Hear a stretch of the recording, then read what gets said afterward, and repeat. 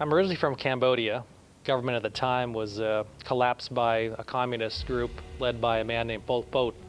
Grew up partially in Colombia, South America. My family's actually been here quite some time. They were one of the original black families that resided here in Eugene, Oregon. I was born on the way here. I was born in the Philippines and then ended up in the United States. They actually had lived over in Tent City. I think it was late 40s, maybe early 50s. I got adopted when I was 8, and I moved to the States, and my adoptive family consists of a biracial family.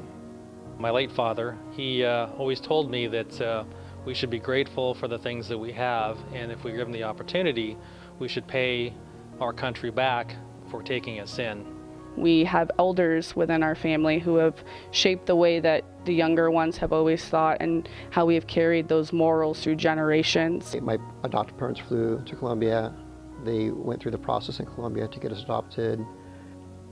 And my parents were consistently asked through that process if they were certain that they wanted to adopt my sister.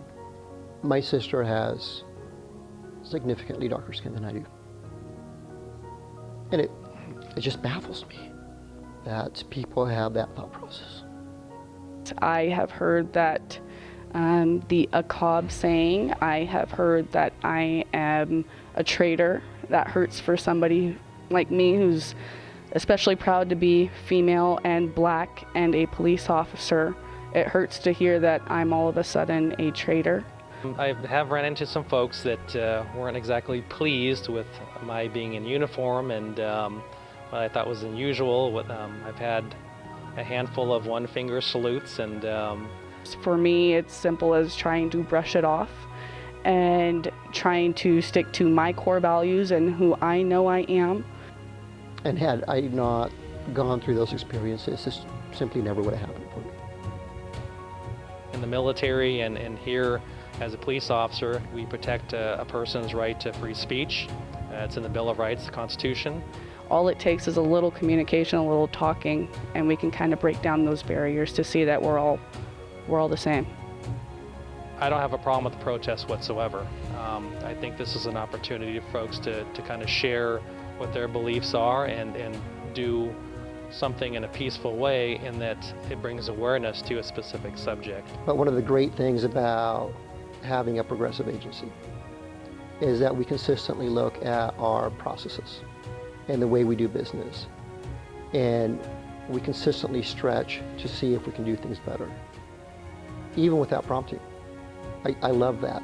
I find the job rewarding in general because there's so many different hats I wear on a day-to-day basis. I've always been very pleased with just being a patrol officer because I'm the first person that arrives. When bad things happen and it's the worst day of their life, I'm the person that they see, and I do everything in my power to ensure that they feel good about the service that they're receiving.